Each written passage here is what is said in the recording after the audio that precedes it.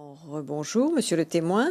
Je redonne immédiatement la parole à madame Naouri pour qu'elle puisse poursuivre votre interrogatoire au nom de la défense de monsieur Mbagbo. Vous avez la parole, madame Naouri. Merci, monsieur le président. Rebonjour, monsieur le témoin. Bonjour. Alors,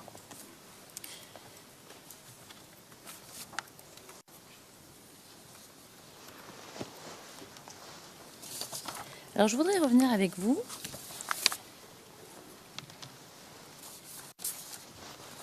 sur les jeunes qui défendaient votre quartier.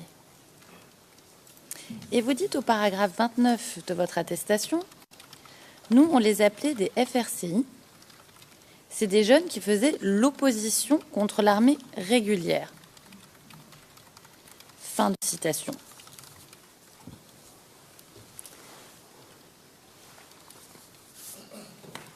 Alors, ces jeunes, est-ce que vous savez d'où ils venaient? Ils étaient à Bobo. D'accord. Qui était leur chef? Je ne sais pas. D'accord.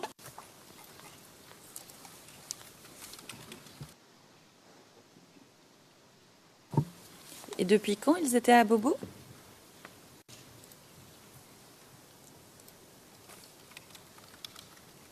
Depuis que la crise s'est identifiée, c'est là qu'on a commencé à les voir dans la rue.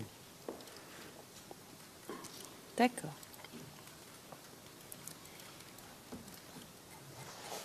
Alors, monsieur le témoin, est-ce que vous savez qui est Issa Bokoun? Issa Bokoum. Non.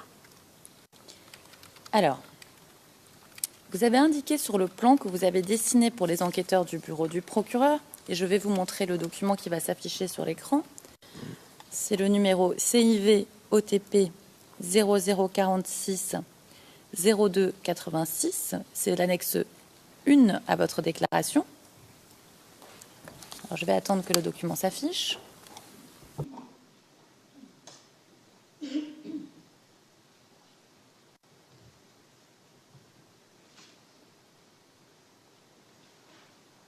Est-ce que vous voyez le document, monsieur le témoin?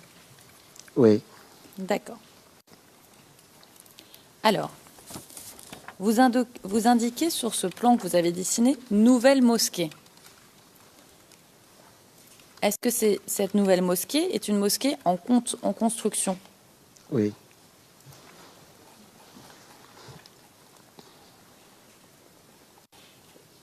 Et cette mosquée en construction, c'est qui le propriétaire de cette mosquée? Comment il s'appelle? Je ne connais pas son nom. D'accord.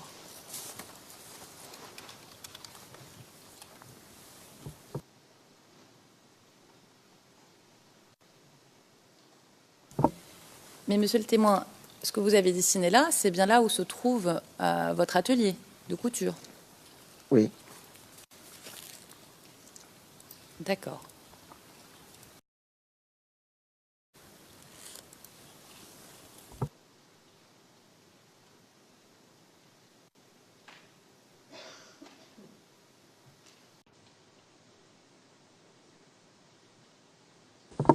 Et est-ce que vous avez entendu des appels de la prière faite à cette mosquée?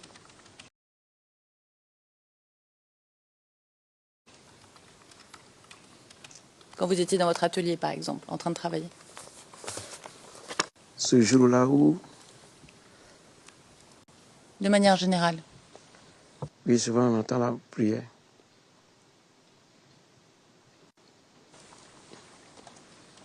D'accord. Et alors, est-ce que vous avez entendu, lors de l'appel à la prière, ou à un autre moment, quand il y avait des appels qui étaient faits par cette mosquée, l'expression « bon gain » ou « pas bon gain » ?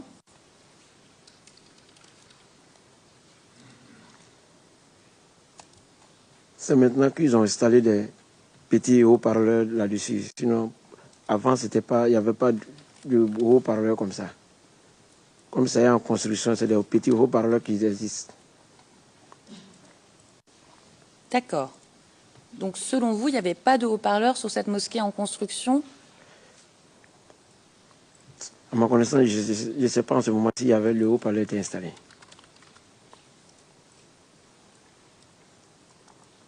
Quand vous dites en ce moment, c'est à quel moment? Vous ne savez pas si c'était installé pendant la crise post-électorale? Oui. D'accord.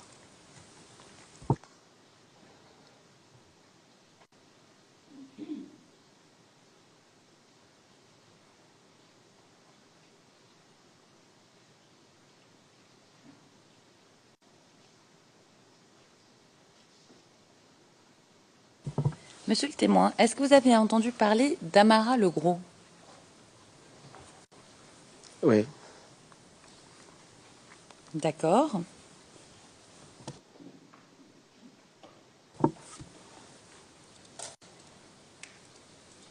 Alors, est-ce que vous savez que Amara le Gros, c'est le jeune du quartier, le chef, pardon, des jeunes du quartier qui se sont levés pour combattre les pro-Gbagbo? Ça, je ne sais pas. D'accord. Alors, je vais vous montrer une photo. D'accord? Alors, c'est la photo CIV D15 0004 26 35.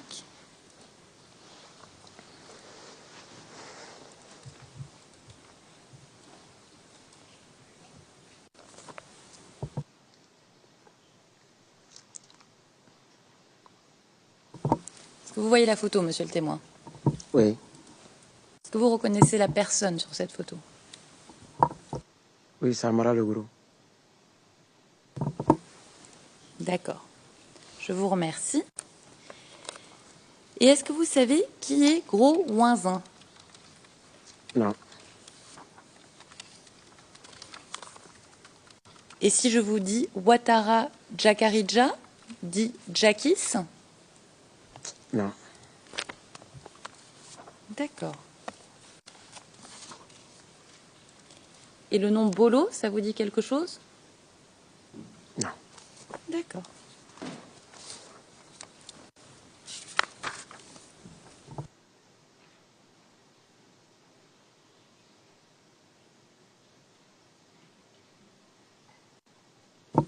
D'accord. Alors, ces jeunes, est-ce que vous pouvez nous dire où ils étaient basés?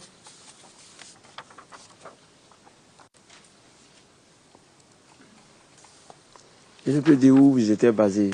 Parce que c'est les syndicats de transporteurs. Ils sont syndicats de transporteurs.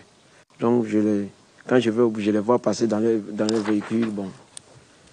Alors, quand vous dites ils sont les syndicats de transporteurs, vous voulez dire Amara le Gros et Gros Ouinzin, par exemple?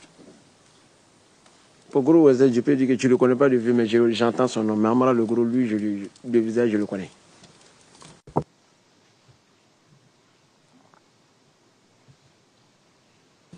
D'accord. Alors, quel était leur rôle à Amara le Gros et Ouinzin pendant la crise? Je ne connais pas leur rôle. D'accord. Et le syndicat des transporteurs, qu'est-ce qu'ils faisaient? C'était quoi leur rôle? Ils font des tickets et puis ils donnent aux transporteurs que les chauffeurs payent. Oui. C'est ce qu'ils font à Bobo. D'accord. Mais est-ce qu'ils ont eu un rôle politique pendant la crise? Ça, je peux ne plus le dire. D'accord.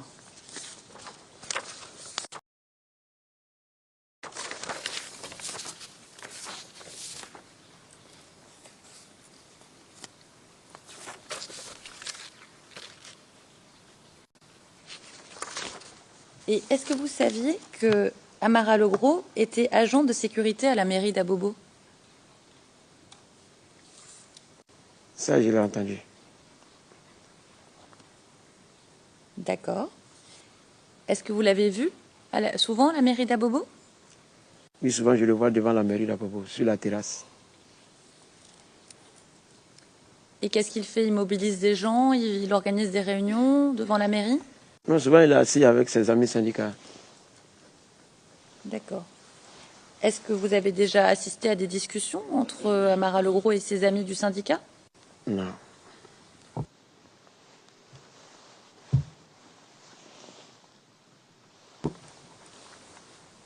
Pour qu'on comprenne bien, les amis du syndicat, c'est le syndicat des transporteurs, c'est ça? Oui. D'accord.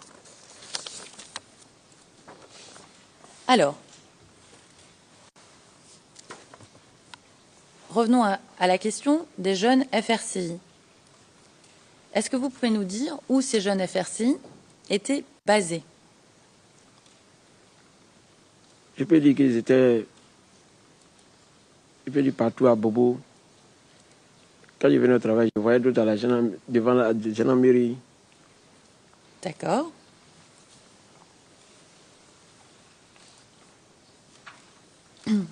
Quelle gendarmerie, monsieur le témoin? Est-ce que vous pouvez nous préciser quelle gendarmerie? Vers la gendarmerie d'Abobo. Donc la brigade de gendarmerie, c'est ça? Oui. Et vous, personnellement, vous les avez vus là-bas, c'est bien ça? Oui, deux étaient là, puis deux étaient à côté des pharmacies étoiles. D'accord.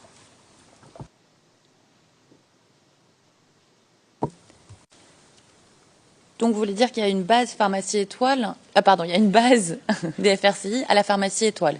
Je pourrais dire que c'était le même, je pourrais dire que c'était le même groupe. Deux étaient de l'autre côté, deux étaient assis vers la pharmacie étoile. D'accord. Et les jeunes que vous avez vus, est-ce qu'ils étaient armés?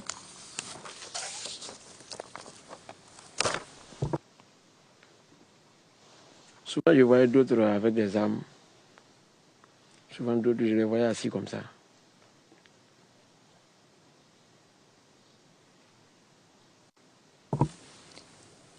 Alors les autres, avec des armes dont vous parlez, ils appartenaient à quel groupe? C'était le même groupe, au fait. D'accord. Et quel type d'armes vous voyez? Des petits pistolets. Souvent, des fusils de chasse.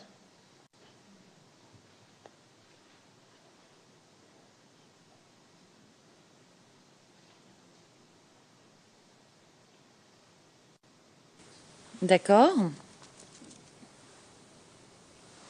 Alors, au paragraphe 29 de votre attestation, vous dites « Parmi eux, il y en avait qui étaient armés, des kalachnikovs, d'autres en calibre 12. » Ça, c'est quelquefois, je voyais Kalash dans quelquefois, rare fois, l'un d'entre eux.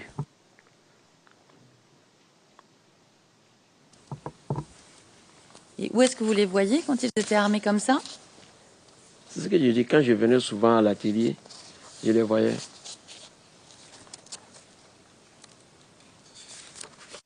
D'accord.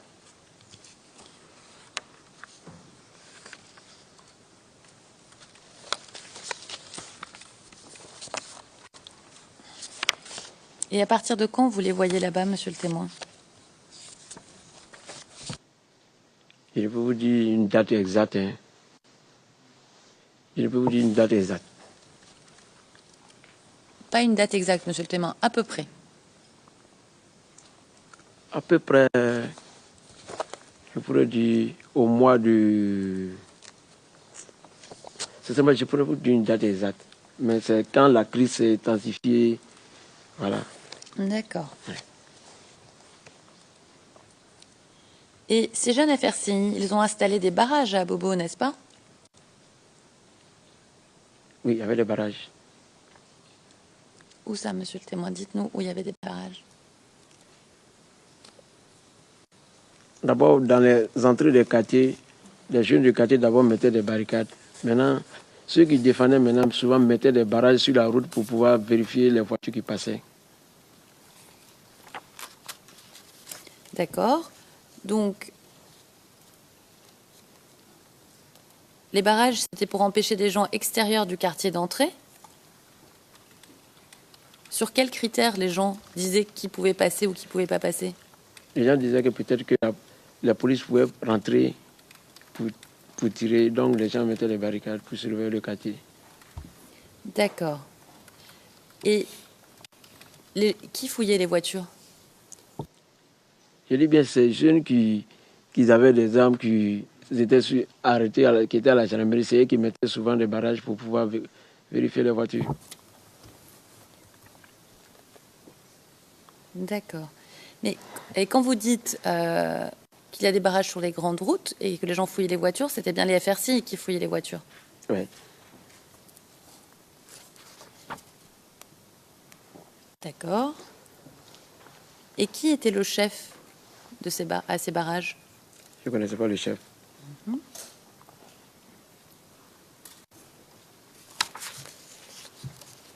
Et est-ce qu'il fallait payer quelque chose quand vous passez ce barrage?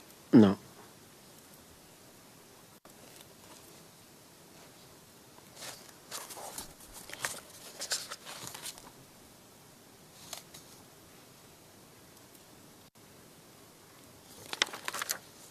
Et est-ce que vous savez si les jeunes faisaient des rondes la nuit, les jeunes FRCI, des rondes la nuit dans le quartier, pour sécuriser le quartier? Oui. D'accord. Et à quel endroit stratégique ils se postaient?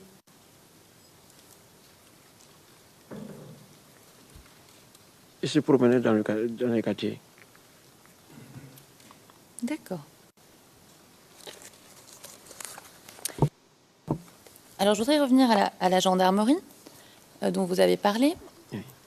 Est-ce qu'il y avait des dozos à cette gendarmerie? J'ai vu les deux eaux là-bas, je pourrais dire, à la fin de la crise.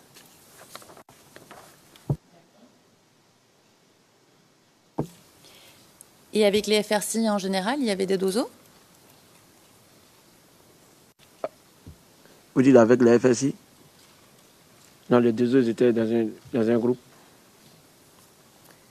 D'accord.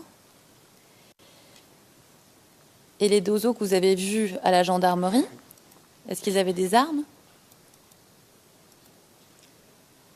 D'autres n'avaient pas les armes, d'autres avaient seulement que des fusils de chasse. D'accord. Et comment vous reconnaissez des dozos? Comment ils étaient habillés? Dans leur tenue traditionnelle.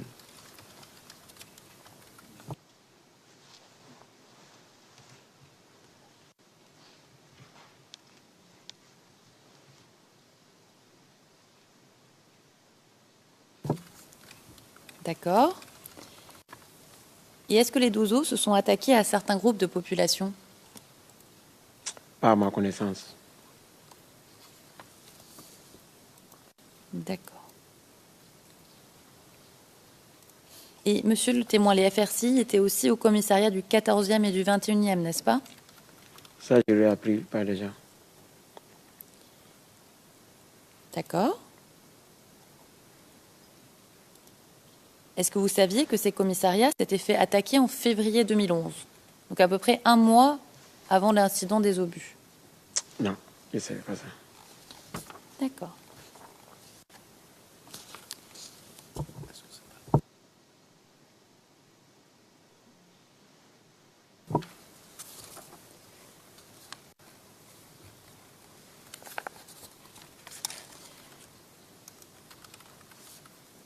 Alors, monsieur le témoin,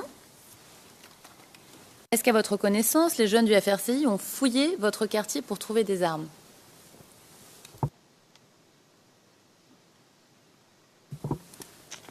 Ça, je ne l'ai pas vu.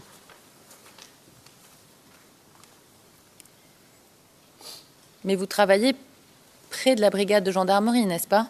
Oui.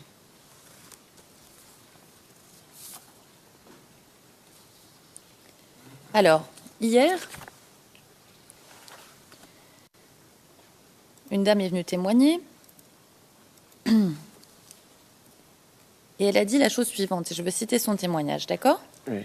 Alors, c'est le transcrit 180 du 12 septembre 2017,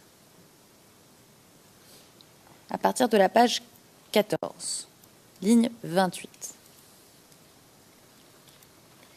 Madame le témoin, est-ce que les Mongoba sont venus dans votre quartier et vous ont menacé? Est-ce que vous vous en souvenez de ça?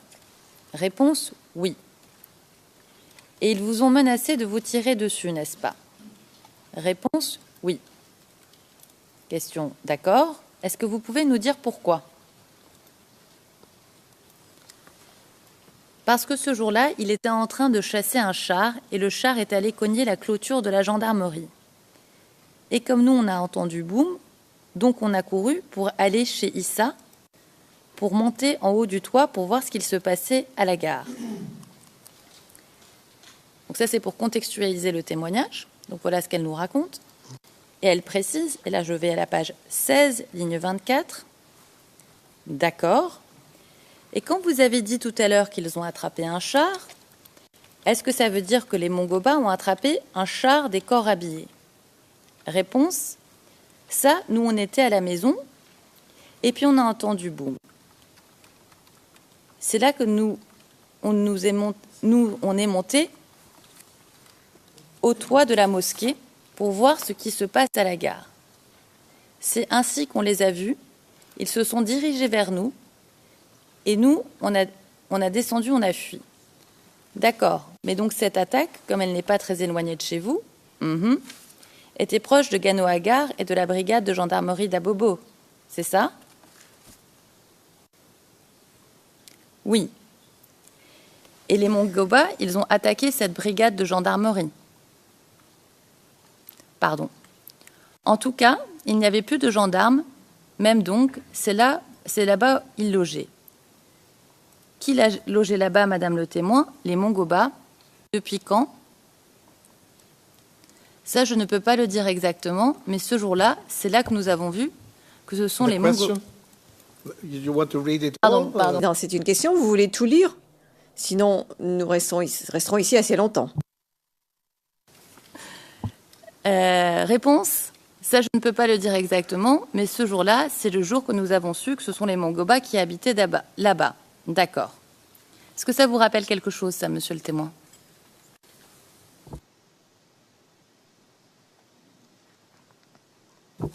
Oui, je me rappelle que les jeunes s'attaquaient quand le chat passait, le chat tirait. Donc les jeunes souvent s'attaquaient au chat. Mais ça, je l'ai appris quand j'étais à la maison.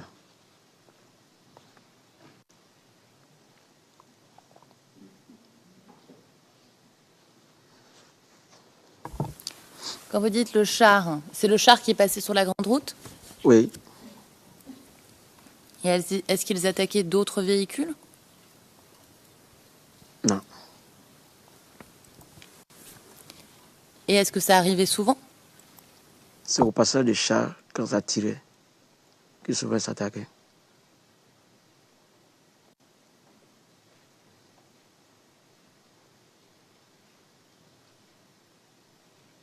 D'accord. Et est-ce que vous vous rappelez à peu près quand ça s'est passé? Non. Avant la marche des femmes? Ça, je ne saurais vous le dire.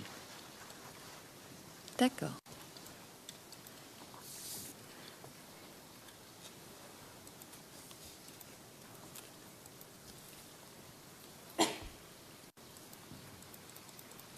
Est-ce que vous savez si les FRCI avaient des caches d'armes dans le quartier? Non. Et à K18? Non.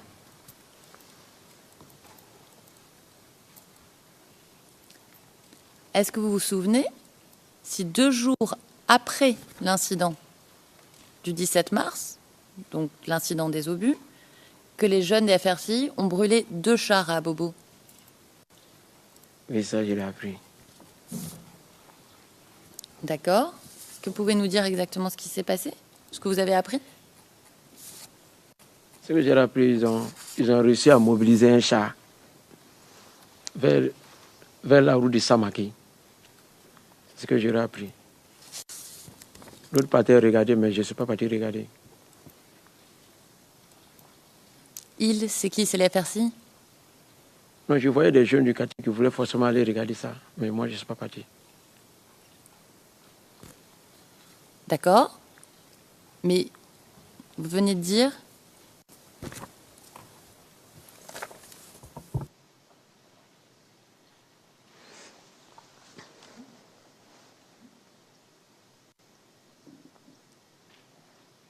Vous venez de dire ils ont réussi à mobiliser un char. Ils, c'est les FRCI, c'est ça? Oui. D'accord.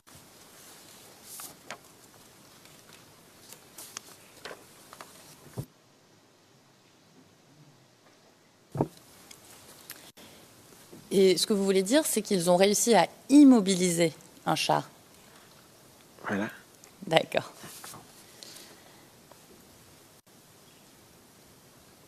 Alors, à un moment donné, ces jeunes FRCI, ils sont devenus plus forts que les forces régulières, n'est-ce pas? Je n'étais pas avec eux, donc je ne pouvais pas savoir ça. Alors, je vais vous citer le paragraphe 34 de votre attestation, donc la déclaration que vous avez donnée au bureau du procureur, et vous dites « Peu à peu, les jaunes ont pris le dessus sur l'armée. La gendarmerie et la police ont alors fui. Ils avaient peur de ces jeunes et c'est pourquoi ils tiraient en désordre. C'est correct? C'est quand le chat venait, le chat tirait en désordre. D'accord. Voilà. Mais vous avez bien dit, peu à peu, les jeunes ont pris le dessus sur l'armée. Parce qu'à un moment, la gendarmerie n'existait plus et le commissariat n'existait plus.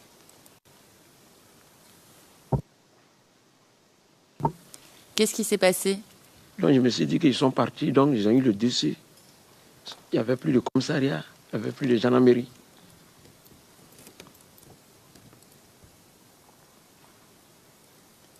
Mais qui a fait fuir les gendarmes et les personnes dans les commissariats? Ça, je ne sais pas. D'accord. Est-ce qu'à votre connaissance, des FRCI sont venus fouiller le quartier pour trouver des corps habillés? Non.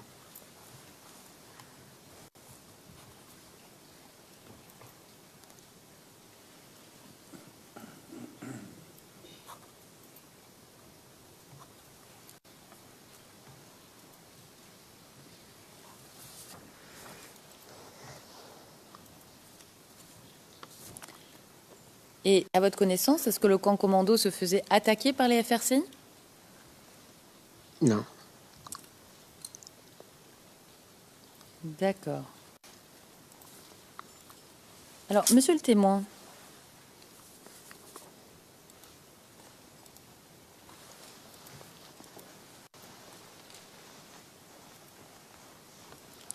est-ce que vous avez entendu parler d'un groupe qui s'appelle le Commando Invisible? J'en ai entendu parler.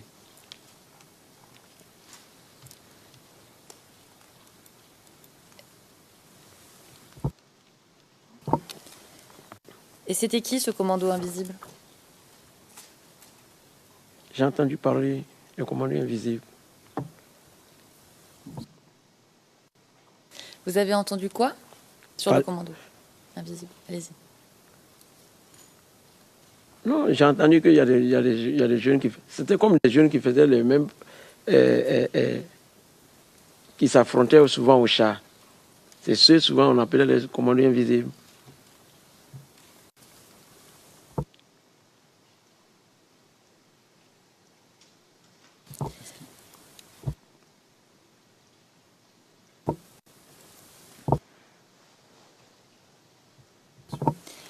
Et est-ce qu'ils s'attaquaient à une certaine catégorie de population? Non. D'accord. On t'entend, hein. But do you say no or do you... Le président, mais vous dites non ou vous dites je ne sais pas? Quand elle dit que... No, to the question put to you. Le président, le Conseil vous a posé une question. Elle vous a demandé si le commandant invisible avait attaqué certains éléments de la population. Et vous avez dit non. Non parce que vous ne le savez pas ou non parce qu'ils n'ont pas attaqué? Ok. Okay. Le président, bien. Qui était le chef du Commando Invisible? Je ne le connais pas.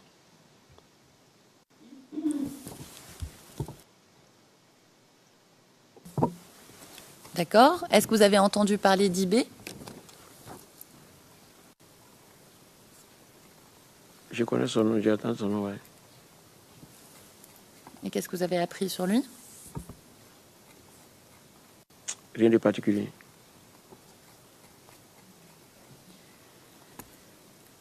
Est-ce que vous savez que le commando invisible était actif à PK-18? Oui. Et il faisait quoi à PK-18? Parce que c'est là-bas les combats se passaient souvent. Quel combat, monsieur le témoin? Souvent la police partait là-bas. Overlapping speakers, please. Thank you. Les orateurs parlent en même temps. Merci. Vous pouvez reprendre, monsieur le témoin. Souvent, la police se rendait là-bas. Oui. Donc, il y avait des affrontements entre le commando invisible et les forces de police? C'est ce que vous dites? Oui.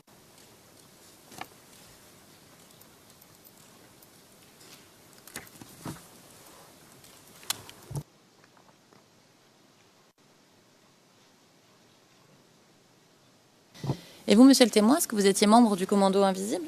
Non. D'accord. Alors, monsieur le témoin, je voudrais revenir avec vous sur le jour de l'incident du 17 mars, d'accord? Oui. Alors, où étiez-vous ce matin-là? Matin d'abord, j'étais à la maison. D'accord. Et est-ce que vous pouvez nous dire à quelle distance votre atelier est de votre maison? Je ne connais pas la distance exacte. Combien de temps de marche à peu près? 20 minutes de marche.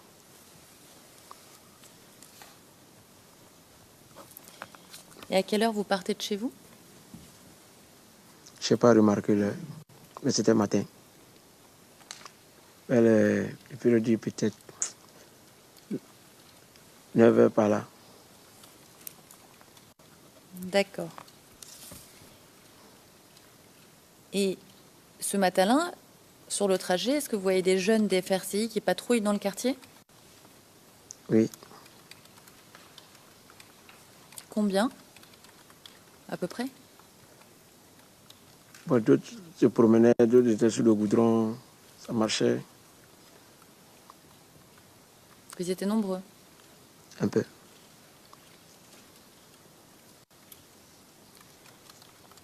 Et à quelle heure vous arrivez à votre atelier? Il dit bien vers les 9 heures, maintenant 10 heures. Et il y a quelqu'un dans votre atelier à ce moment-là? Non. Est-ce que vous travaillez ce jour-là? Non. Alors qu'est-ce que vous faites? Je viens pour voir et puis recharger mon portable. D'accord. Alors vous mettez le portable dans le chargeur et vous faites quoi pendant ce temps-là, pendant que vous attendez?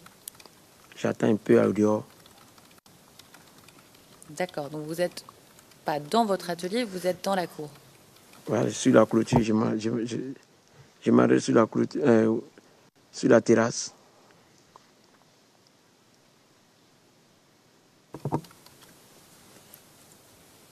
D'accord. Et qu'est-ce que vous voyez? Est-ce que vous voyez des FRCI dans votre cour? Je les voyais passer. D'accord.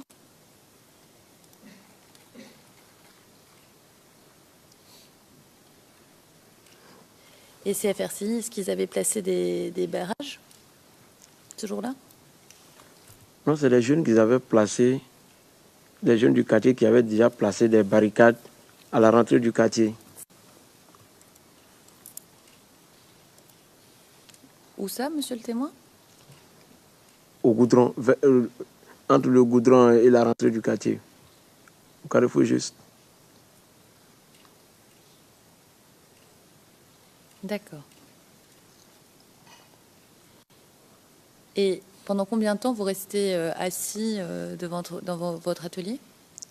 Je ne dis pas parce que quand je me suis arrêté au dos, quand ils ont passé, je n'ai pas dû rester, je suis rentré dedans parce que j'avais des soucis. Je suis rentré m'asseoir seul dedans.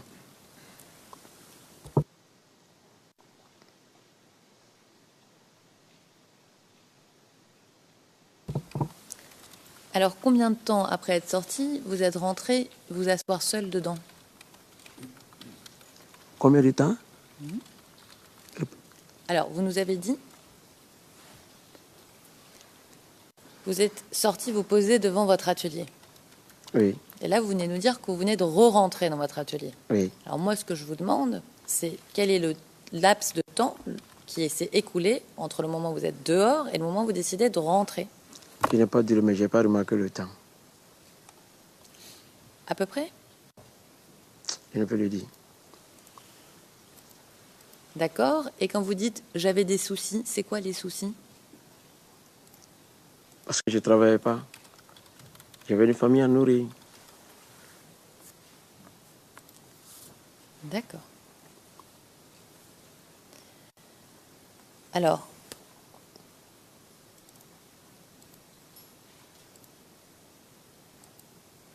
quand vous êtes à l'intérieur, qu'est-ce que vous entendez? J'ai vu les FSI passer. Puis, j'étais dedans. Mhm. Oui.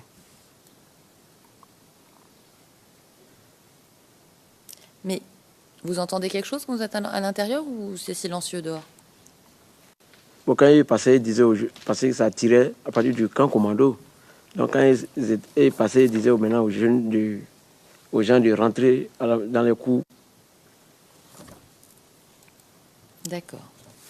Donc il y avait des échanges de tirs, c'est ça? Il y avait des tirs du camp commando. Alors, monsieur le témoin, je vais vous montrer une photo. Oui.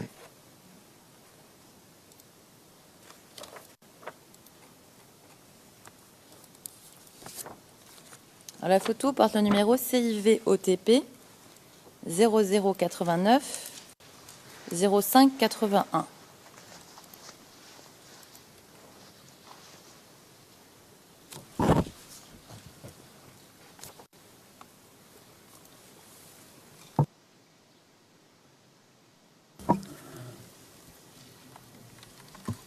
Yes, Madam Prosecutor? Madame le procureur, est-ce que nous pourrions savoir quel est le niveau de confidentialité de cette photo?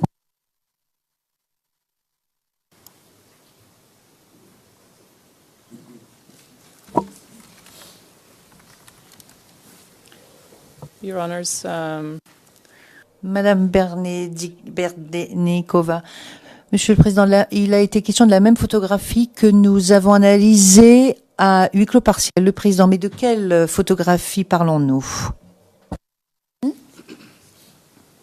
N'est pas la même image que le procureur a montrée ce matin, le procureur s'est fondé sur un panorama. Deuxièmement, la photo qui est montrée ici est une photo qu'on va demander aux témoins de commenter de manière générale. En revanche, on va lui poser un certain nombre de questions Yeah. qui peuvent, selon nous, être posées de manière publique.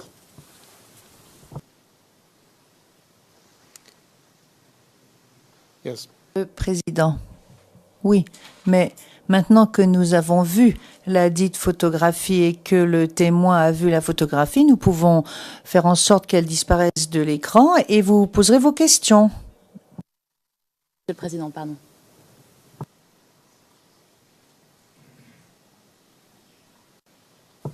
Well, if it's another, Le Président, mais si c'est un autre lieu qui n'est pas sur cette photo, je ne vois pas, excusez-moi, mais je ne vois vraiment pas pourquoi il faudrait garder la photographie. Les choses. Monsieur le témoin, est-ce que vous reconnaissez la devanture bleue sur cette photo? Oui. D'accord. Est-ce que vous pouvez nous dire de quoi il s'agit? C'est un studio photo. D'accord. Est-ce que vous connaissez la personne qui tient ce studio photo? Oui. D'accord. of course.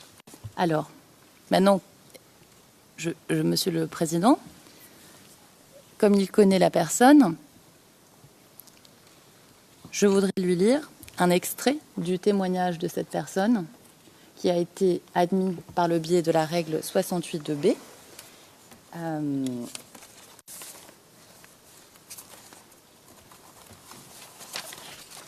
Et ce matin, Le président, si cela n'est pas expurgé,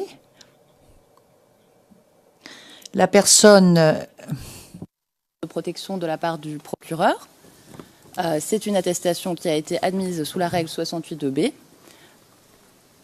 Par conséquent, son témoignage doit être considéré comme public et nous souhaitons le présenter aux témoins. No, I don't.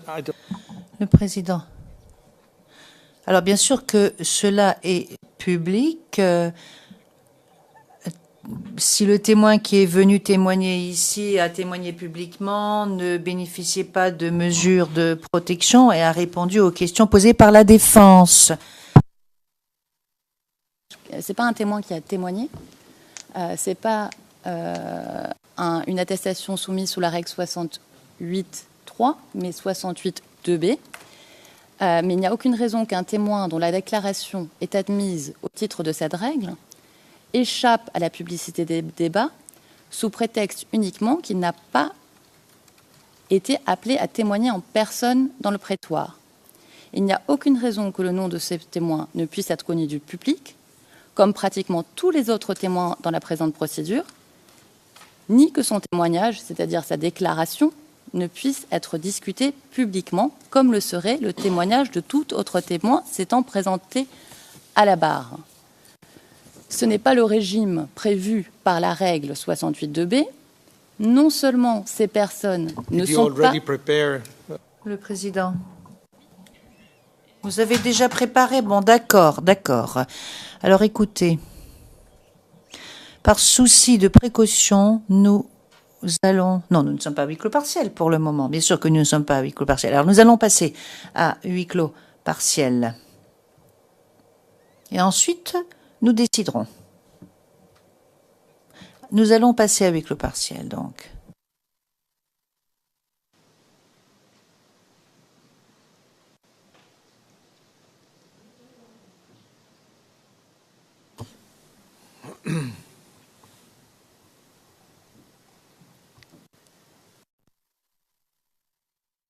Par rapport aux questions de protection. Le président, très bien. Nous allons repasser en audience publique. Maître Naouri. Alors, monsieur le témoin, après que vous avez entendu les bruits, qu'est-ce que vous faites? Je rentre dans l'atelier. D'abord, j'étais au dehors. Après, je suis rentré dans l'atelier. Alors, ma question. Oui. Ça, vous l'avez dit clairement. Vous êtes rentré. Vous avez entendu des tirs, on vient d'en discuter. Ma question, c'est, une fois que vous avez entendu ces tirs, qu'est-ce que vous faites?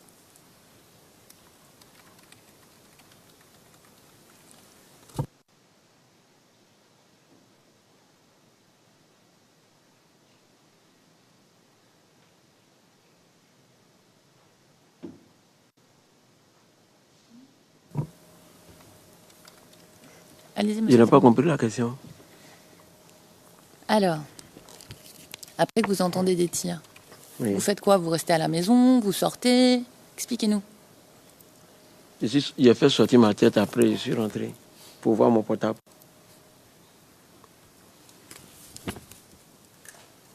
D'accord. Donc vous sortez que votre tête de chez vous? De l'atelier, oui, pour voir s'il y a des gens dehors. Et qu'est-ce que vous voyez? Je vois quelques gens passer. Qui? Des personnes que je ne connais pas.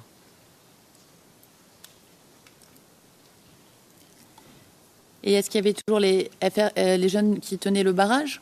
Ils ont déjà passé. Ils sont plus là. Ils sont plus là. D'accord. Est-ce qu'ils sont partis parce qu'ils ont tiré? Non, la barricade qui était au goudron était placée par les jeunes du quartier pour ne pas que les voitures, les chars ou bien la voiture de la police puissent rentrer. D'accord.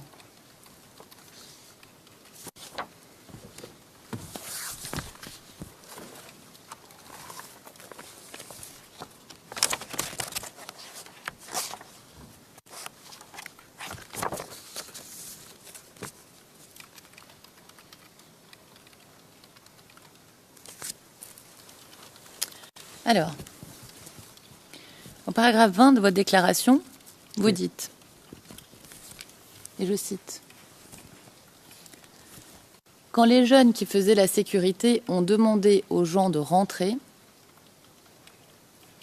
les enfants sont rentrés. Mais moi et d'autres jeunes du quartier sommes restés dehors, parce que nous n'avions pas aussi peur que ça.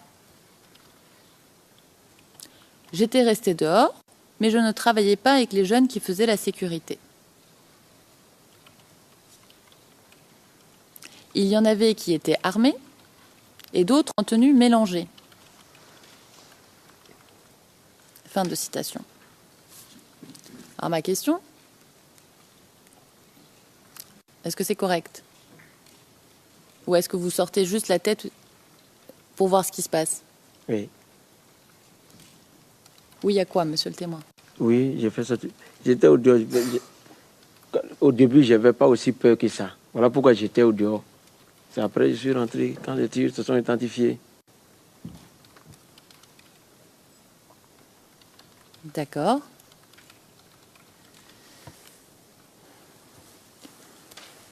Donc une fois que vous rentrez, vous ne ressortez plus, c'est ça? Je m'assois dans une chaise pour regarder mon portable.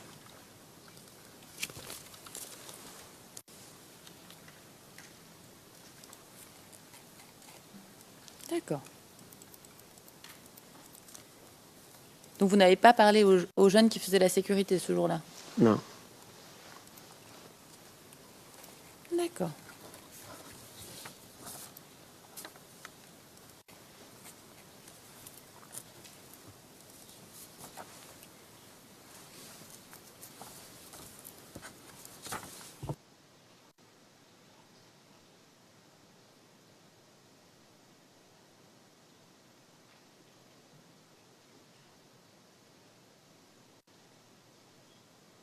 Et quand vous êtes dans votre atelier, est-ce que les fenêtres sont... Est-ce que vous barricadez? Est-ce que vous fermez la porte? Qu'est-ce que vous faites?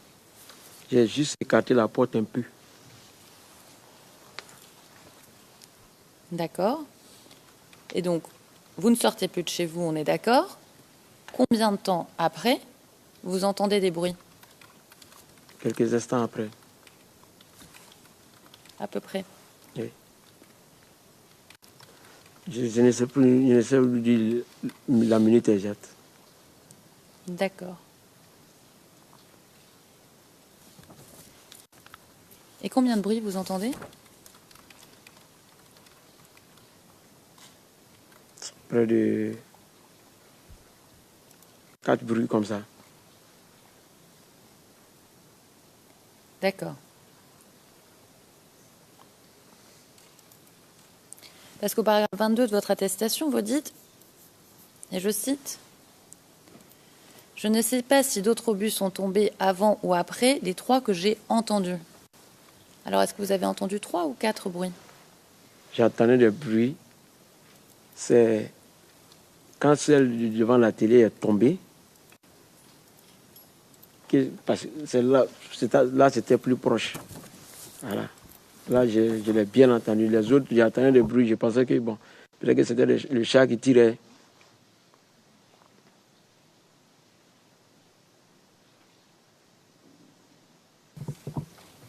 D'accord. Et combien de temps y a-t-il entre chaque bruit que vous entendez? J'essaie de dire la minute exacte.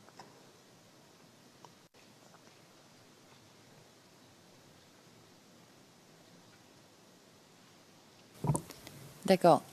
Alors, je vous repose la question, monsieur le témoin, combien de bruits vous avez entendu? 3 ou 4? Mon connaissance, je crois 4. D'accord.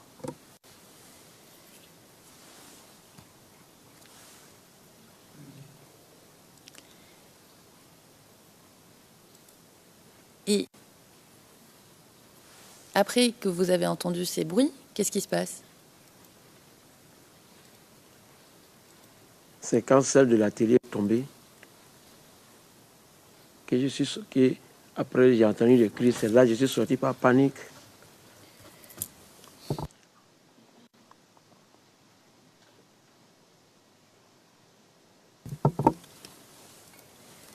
Alors, quand vous dites celui de l'atelier est tombé, Oui. comment vous savez qu'il y a un obus qui est tombé? J'ai entendu le bruit. D'accord. Puis j'ai entendu la toiture en train de tourner. Papa.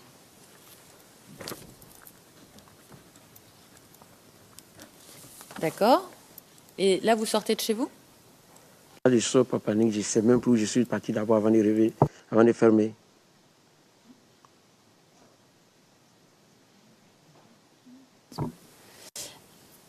D'accord. Mais donc, quand vous ouvrez la porte, est-ce que vous voyez quelque chose? Est-ce qu'il y a des traces? Est-ce qu'il y a un cratère? Qu'est-ce que vous voyez? Parce que vous êtes à l'intérieur. Vous entendez un bruit?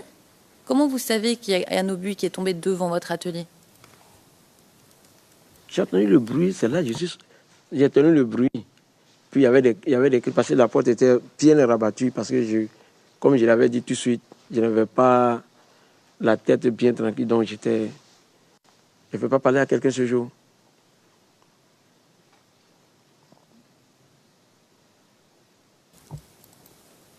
D'accord. Et vous sortez à ce moment-là? Vous n'avez pas peur qu'il y ait un autre obus qui arrive? Justement, voilà pourquoi je suis sorti. Je ne sais même plus si je suis parti de gauche ou bien à droite. Puis après, je voyais des gens sortir pour aller se diriger vers une église. Mais les gens étaient couchés. Moi, je ne me suis même pas approché.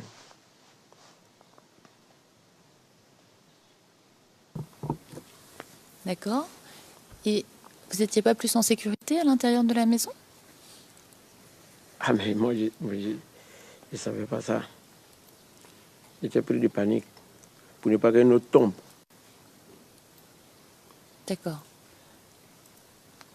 Alors, quand vous sortez, parce que c'est ce que vous nous dites, vous sortez, d'accord? Pas de problème. Qu'est-ce que vous voyez? Décrivez-nous ce que vous voyez, s'il vous plaît, monsieur le témoin. Je vois des gens couchés.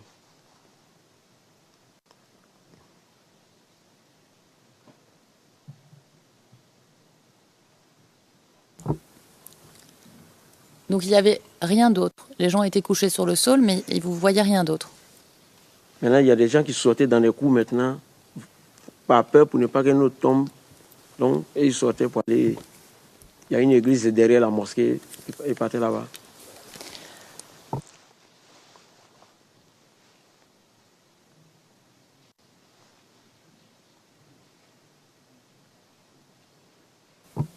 D'accord? Et vous ne voyez pas de destruction particulière? Destruction sur quoi? Des bâtiments? Si. Le mur de la cour était carrément détruit.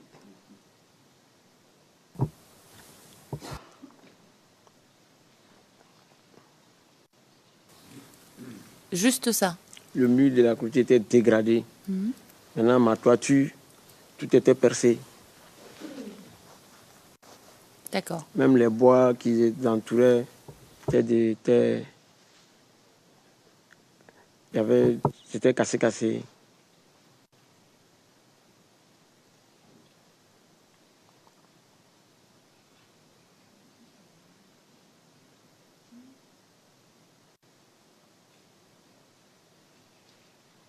D'accord. Alors, monsieur le témoin, est-ce que vous êtes rendu dans une autre cour ce jour-là pour voir ce qui se passait? C'est après que je suis dans la nuit cour. Quelle cour? La cour où il y a un autre, je pourrais dire l'autre. Non, c'est pas ce jour, c'est le lendemain. Je crois que c'est le lendemain, je crois.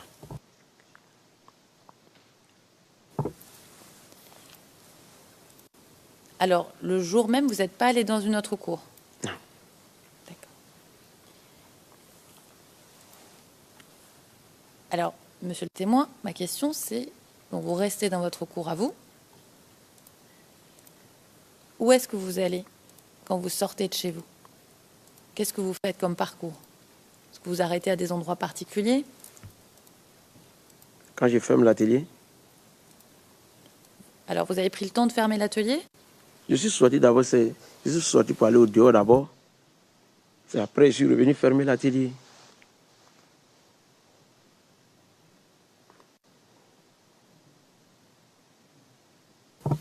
D'accord.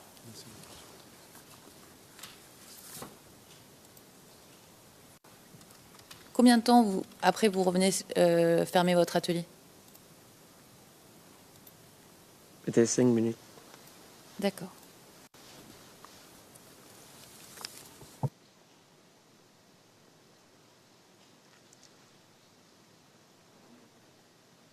D'accord. Et monsieur le témoin,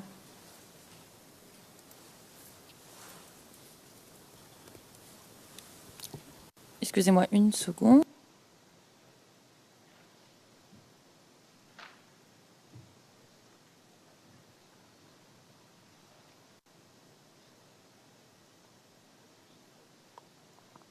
Alors, monsieur le témoin, vous avez remis des fragments au bureau du procureur. Est-ce que vous vous en souvenez? Oui.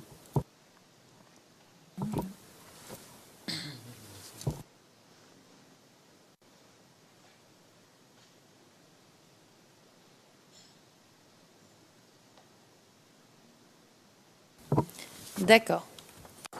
Alors, monsieur le témoin, à quel moment avez-vous ramassé les morceaux présentés comme des morceaux d'obus que vous avez récupérés? Le lendemain.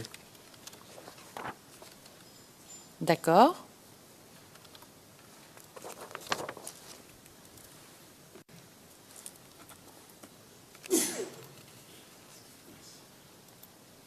Est-ce que vous étiez tout seul ou est-ce que quelqu'un était avec vous quand vous avez récupéré ces fragments? J'étais tout seul. Alors, est-ce que vous pouvez nous dire exactement où vous avez trouvé les fragments? D'autres avaient percé la porte. Parce que la porte était fermée, d'autres avaient percé. Maintenant, d'autres étaient sur le bois qui Alors, entoure attendez, l'atelier. pardon. Il y a un morceau de fragment que vous avez récupéré dans la porte, c'est ce que vous dites? Oui. D'accord. La porte ou la clôture? La porte ou la clôture, c'est pas la même chose, monsieur le témoin. Oui, il y avait d'autres aussi sur le bois de la clôture. D'accord. Donc vous dites sur la porte et la clôture, en fait. Ouais. D'accord. Alors ma question, comment avez-vous récupéré ces morceaux de la porte et de la clôture? Comment vous avez fait? Ça a percé la porte, donc c'est tombé. D'accord. Donc c'était pas dans la porte Voilà. et c'était pas dans la clôture. Il y avait dans la clôture. Alors attendez. Dans la clôture du bois, j'ai extrait d'autres dans la clôture du bois. Voilà. Voilà. Maintenant, pour la porte, elle a percé la porte, c'est tombé dedans. D'accord. Et vous avez trouvé d'autres fragments? Oui, d'autres à terre. D'accord. C'est tout? Il y avait d'autres aussi qui étaient sur la table que je dépose à terre là. Sur la table, je découpe là. Il y avait d'autres là-dessus. D'accord. Et c'est vous qui les avez extraits? Oui. Qu'est-ce que vous avez utilisé pour les extraire? Une paire de ciseaux. D'accord. Et où est-ce que vous avez rangé ces fragments une fois que vous les avez récupérés? Dans la vitrine que j'expose les habits. C'est là où vous les avez gardés? Oui. Donc tout le monde pouvait y avoir accès quand vous étiez ouvert, par exemple, l'atelier? Non, sauf si je montrais à quelqu'un. D'accord.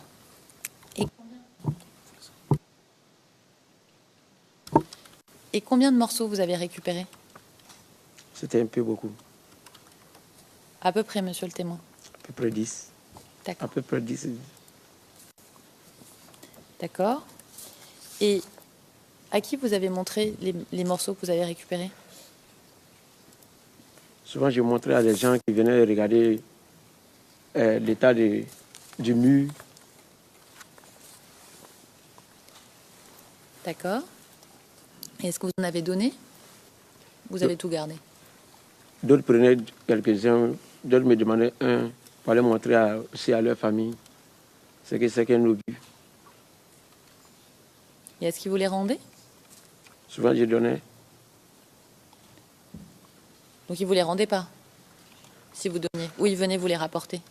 Non, souvent quelques-uns, je les donnais. D'accord. Vous vous souvenez à qui vous les avez donnés? Non. D'accord.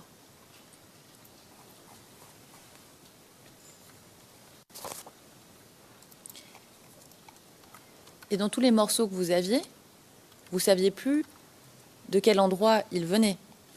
Vous n'avez pas marqué quelque part, celui-là, il vient de la table, celui-là vient de la porte. Non. D'accord.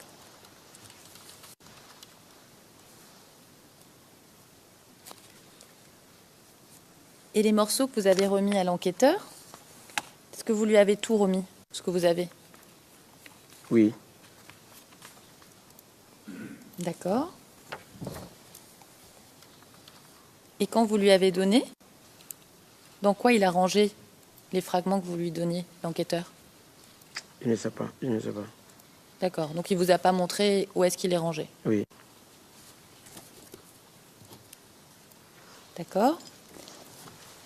Est-ce que le bureau du procureur vous a informé s'ils ont réussi à établir qu'il s'agissait ou pas d'un fragment d'obus? Est-ce qu'ils vous ont tenu au courant des analyses qu'ils ont faites sur ces fragments? Non, je pense pas. D'accord.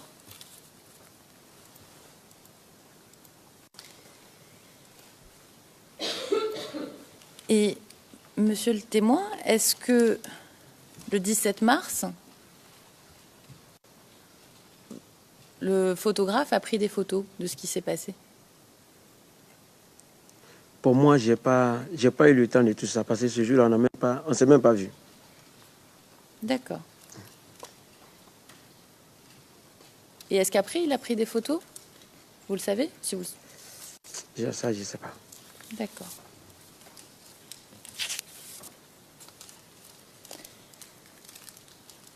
Alors, monsieur le témoin,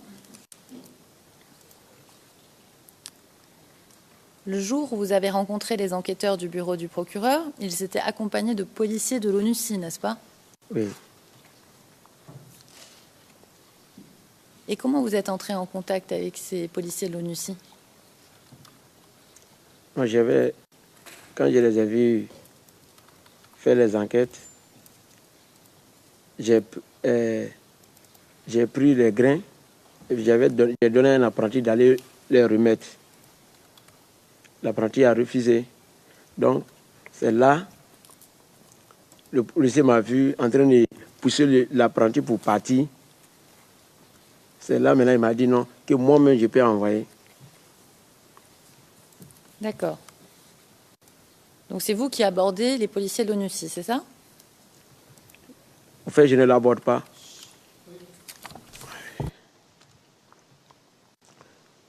Au fait, je ne l'aborde pas.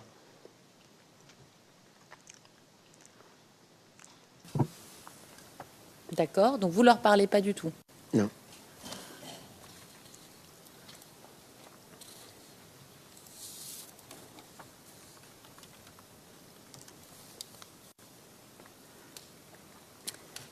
Alors, monsieur le témoin, je vais vous montrer une photo.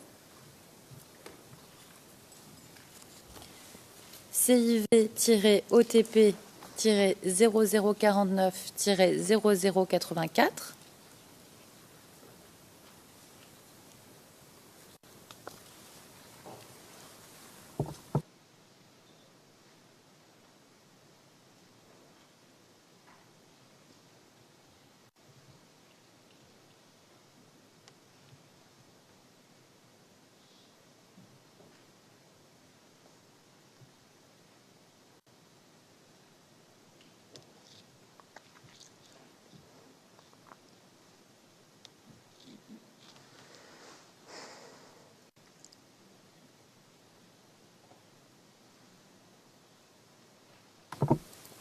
Est-ce que vous voyez la photo, monsieur le témoin? Oui, D'accord. Est-ce que vous reconnaissez l'un de ces hommes? Est-ce que c'est les policiers de l'ONUCI, là, que l'on voit? Est-ce que vous en reconnaissez? non, D'accord.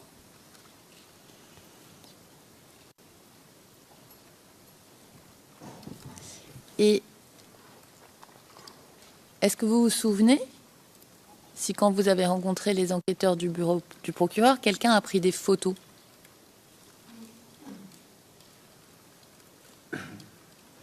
les enquêteurs. Mhm.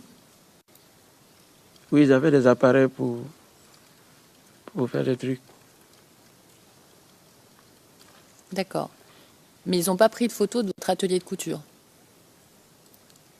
Bon, je n'ai pas remarqué ça. Sinon, ils avaient des appareils pour tirer les photos. D'accord. Et est-ce que vous, monsieur le témoin, vous leur avez indiqué ce jour-là des lieux à photographier? Non, D'accord.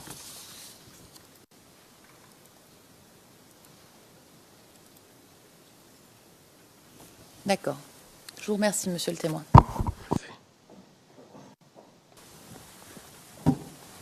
Monsieur le Président, Madame, Monsieur, ceci conclut l'interrogatoire du témoin par l'équipe de défense de Laurent Gbagbo.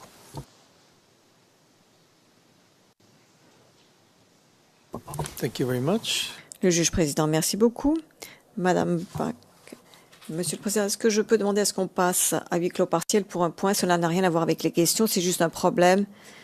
Le juge président, est-ce qu'on doit le faire maintenant, Madame Pack? Si on le pouvait, ce serait pas une bonne chose. Le président, mais de quoi s'agit-il, Madame Pack? Cela concerne une requête pour expurger qui a été rejetée. Le président, ici, celle que j'ai ici? Madame Pack, oui, parce que cela concerne des questions que j'ai déjà soulevées en rapport avec cela. Le président, bon, j'ai déjà pris une décision là-dessus. La décision a déjà été prise. Madame Pack, Monsieur le Président, cela concerne un point qui a été soulevé un petit peu plus tôt concernant les sessions, le témoignage à huis clos partiel, et cela se rapporte directement à cette question. Donc, c'est la raison pour laquelle je le ressoulève à nouveau. Le président, bien, vous ne pouvez pas penser parce que sinon je voulais dire que, bien, en fait, nous en parlerons plus tard. Je vais d'abord donner la parole à Maître Knoops et on traitera de ce point par la suite. Madame Pack, merci Monsieur le Président. Je voulais simplement demander à ce que ceci soit revu parce qu'il y a des retards d'une demi-heure et ceci concerne directement la question dont je voulais parler. Le Président, oui, mais il n'y a pas de nom, il y a une référence générale à quelque chose de très général que quelqu'un à un moment donné a dit. Donc je ne pense pas du tout que ce soit vraiment... que ce ne sera pas revu, ce ne sera pas réexaminé. Madame Pack, merci. Merci Monsieur le Président. Maître Knops, la parole est à vous.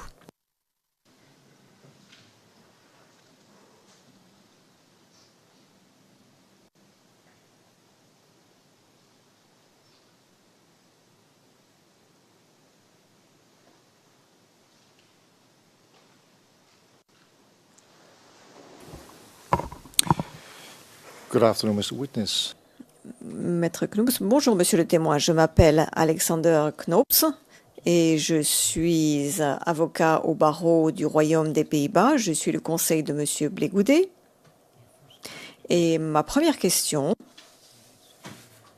porte sur votre déclaration que vous avez faite aux enquêteurs du bureau du procureur, qui est le document CIV OTP 0046 à la page 0279, paragraphe 16, dans lequel vous dites qu'un enquêteur dont je ne citerai pas le nom, qui figure dans la déclaration, est arrivé à Abobo avec une équipe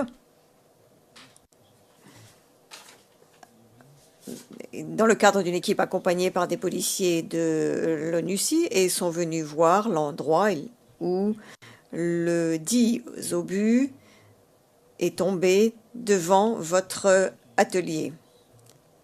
La question que je vous pose, monsieur, est la suivante. Est-ce que cet enquêteur a pris des photos de cet endroit où vous dites que l'on pouvait trouver des traces d'un projectile et de l'obus. Oui, ils avaient des appareils photo à prendre des photos. Did they actually Question. Est-ce qu'ils ont en fait pris des photos de l'endroit ou des endroits où vous dites que votre atelier a été touché par des fragments d'obus? Je n'ai pas vu prendre, c'est juste là où le truc est tombé et le mur.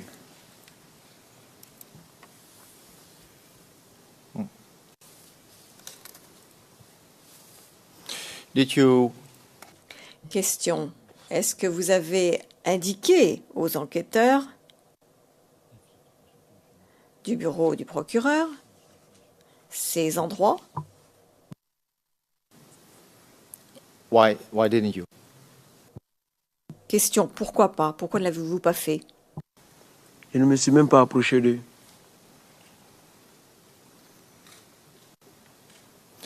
But you knew they were Question. Mais vous saviez qu'ils étaient intéressés par cela dans leur enquête, par les lieux où le dit obus était tombé. Donc, vous ne leur avez pas dit à quel endroit votre atelier a été touché.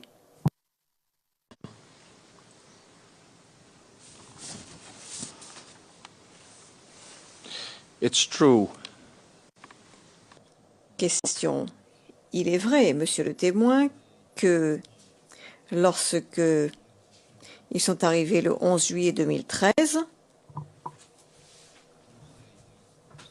vous dites que il y avait encore des traces de ces impacts et qu'elles étaient encore visibles sur votre atelier. Comme par exemple devant la clôture et la table où vous dites qu'il y a eu des impacts de fragments d'obus. C'est exact, n'est-ce pas?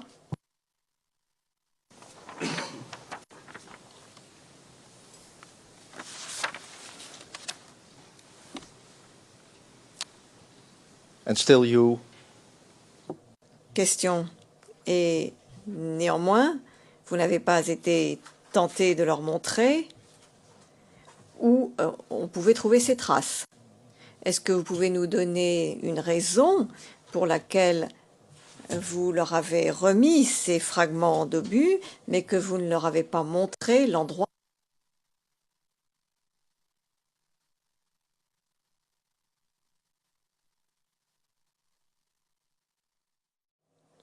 a pris des photos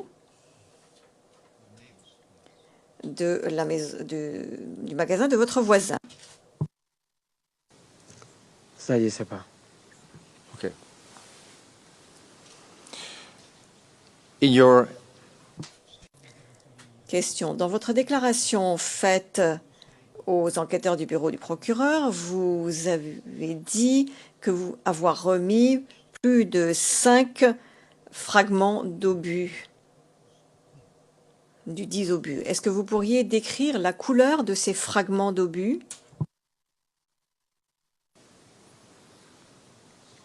Les couleurs,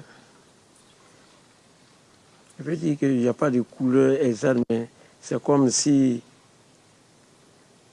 du fer mélangé au sable rouillé. Oui. De couleur, je veux dire peut-être marron, oui, je crois.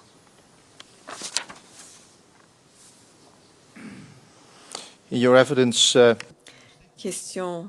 Dans votre déposition, en fait votre déclaration faite au bureau du procureur au paragraphe 17, vous dites qu'un morceau était plus gros. Je vais essayer de traduire ce qui est écrit ici. les 4 autres morceaux était plus petit. Give us the size of those. Est-ce que vous pouvez nous donner la taille de ces fragments, de ces morceaux, monsieur le témoin? Quelle était la taille de ce premier morceau que vous dites être plus gros que les 4 autres? Quand j'ai dit gros, Well, how big was it? Maître Knoop interrompant, quelle en était la taille? Est-ce que c'était grand comme ça ou comme cela? Juste pour avoir une idée, dit le président interrompant. juste petit le gros. Juste petit. Juste petit comme ça. Are we talking about those 4? Maître Knoop, est-ce que nous parlons de ces 4 morceaux que vous qualifiez de plus petits ou est-ce que l'on parle du morceau, du gros morceau? Tout d'abord, le gros morceau. Quelle était la taille du gros morceau? Comment estimez-vous cette taille? Le gros morceau était à peu près genre comme ça, si je me rappelle bien.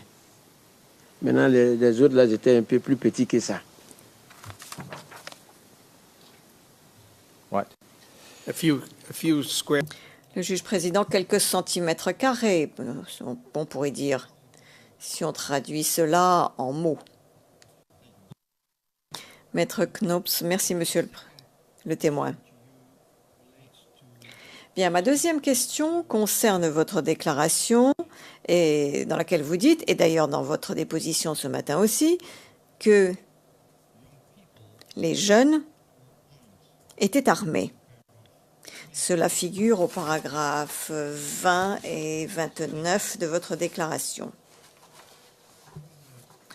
Est-ce que vous savez comment est-ce qu'ils ont reçu, comment ces jeunes gens ont reçu des armes? Dans votre déposition, vous dites qu'ils protégeaient les civils et le quartier et qu'ils s'opposaient à l'armée régulière. How did they receive their arms? Comment est-ce qu'ils ont reçu ces armes? Ça, je ne sais pas. You have any idea? Question, avez-vous une idée du type d'armes dont ils étaient équipés? Je dis, il y a des fusils de chasse et puis souvent d'autres avaient même des machettes et tout. D'autres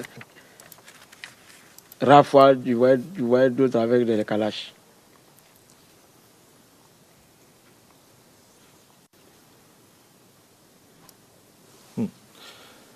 Any other arms? Question, y a-t-il d'autres armes dont vous vous souveniez? Non. You can remember that you Vous pouvez vous souvenir que lorsque vous avez fait votre déclaration au bureau du procureur, est-ce que vous avez mentionné d'autres armes que les kalachnikovs et les machettes?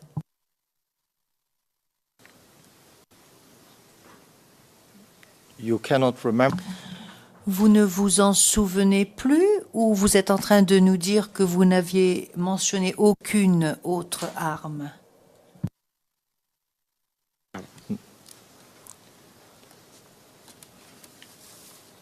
Right. In your statement, Dans votre déclaration, monsieur le témoin, déclaration que vous avez faite aux enquêteurs du bureau du procureur, au paragraphe 29, voici ce que vous dites.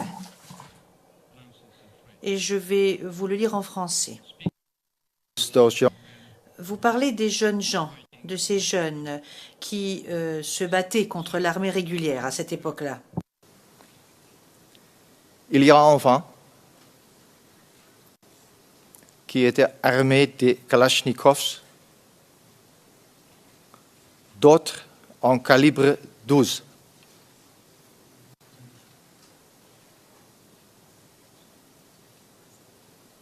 So you did. Donc, vous avez dit aux enquêteurs, lorsque vous avez fait votre déclaration, que parmi ces jeunes qui luttaient, qui se battaient contre l'armée régulière, il y en avait qui avaient des calibres 12. Vous l'avez dit, cela. Vous n'avez pas seulement parlé que des kalachnikovs, n'est-ce pas? Là, calibre 12, là, je parle des fusils de chasse.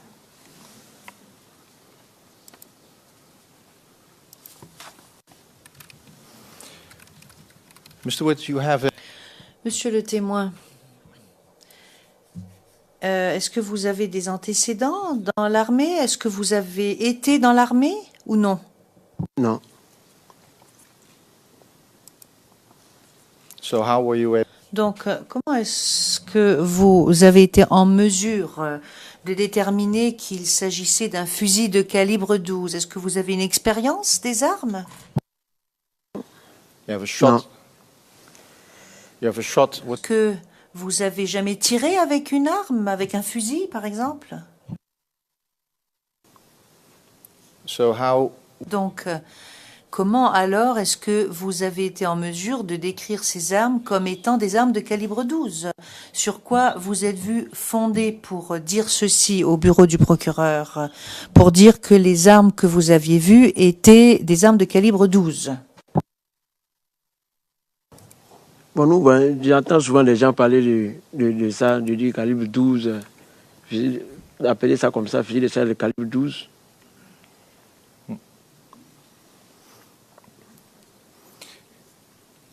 right, you ever heard Bien, monsieur le témoin, est-ce que vous avez jamais entendu que ces jeunes gens qui se battaient contre l'armée régulière avaient obtenu leurs armes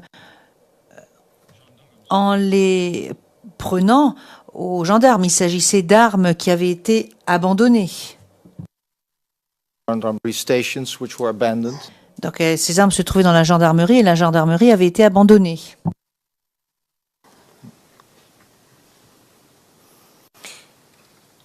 Speaking about the Et à propos de ces jeunes gens,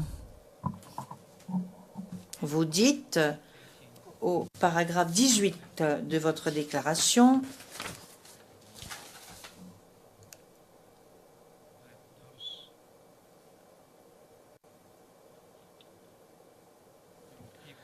vous dites que ces jeunes appartenaient au FRCI. Le président, Maître Knops, oui, le président, mais il est 13 heures, Maître Knops, mais je pense que je peux finir en 5 minutes si la Chambre m'y autorise. Donc je veux juste, mais je peux m'interrompre maintenant si vous le souhaitez. Le président, non, pas de problème, mais je voulais juste savoir ce qu'il en était.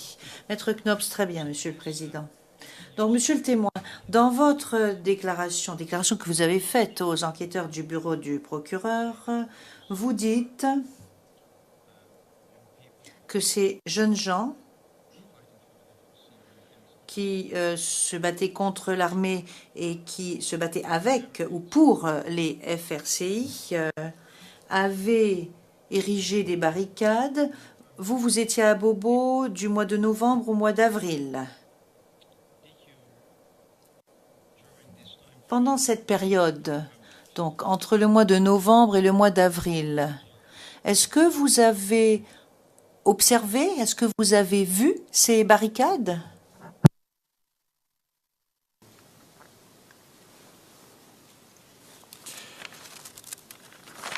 my last question. J'aimerais vous poser une dernière question.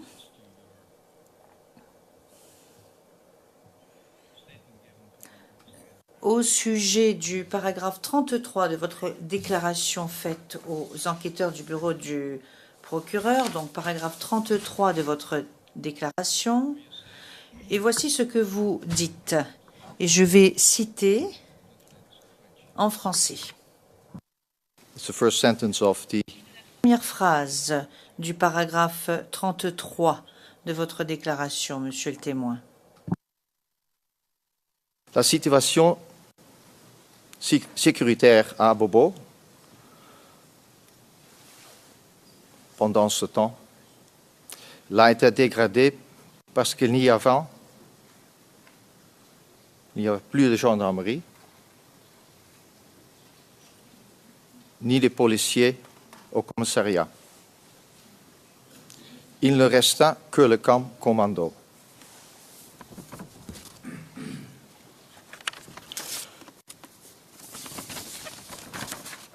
Would you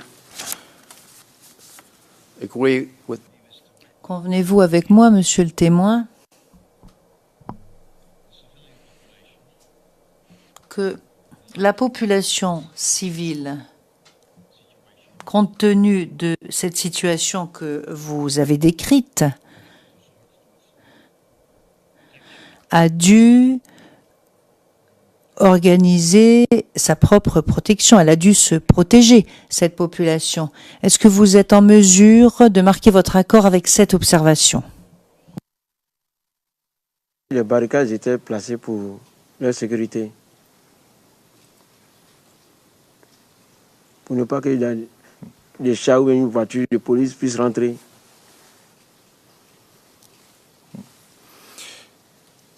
My final question is, Et ma toute dernière question est comme suit. Est-ce que vous savez si le camp commando a été attaqué par les jeunes gens des FRCI?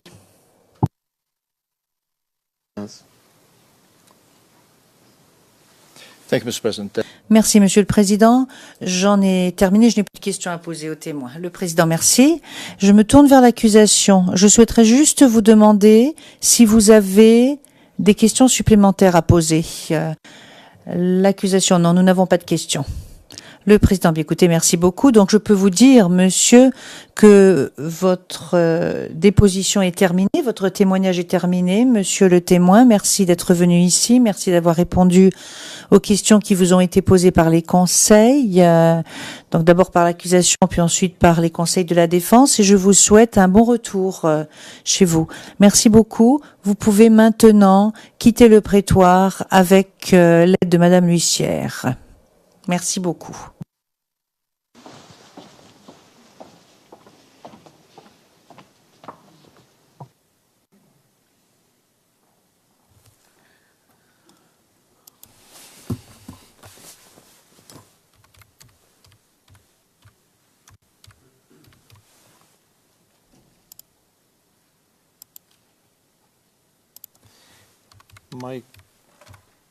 We have now the same. Le Président. Alors nous nous trouvons dans la même situation qu'hier, me semble-t-il. Non.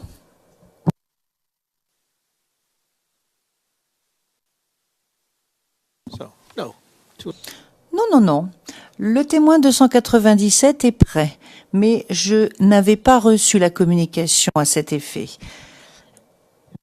We adjourn the Donc nous allons lever l'audience. Nous allons lever l'audience et nous reprendrons à 14h30 pour entendre la déposition du témoin 297.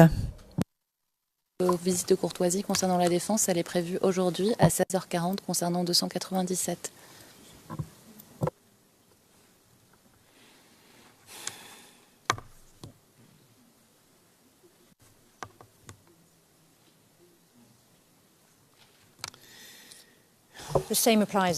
Madame Pack, il en va de même pour l'accusation, bien sûr, parce que ce sera à la même heure, plus ou moins.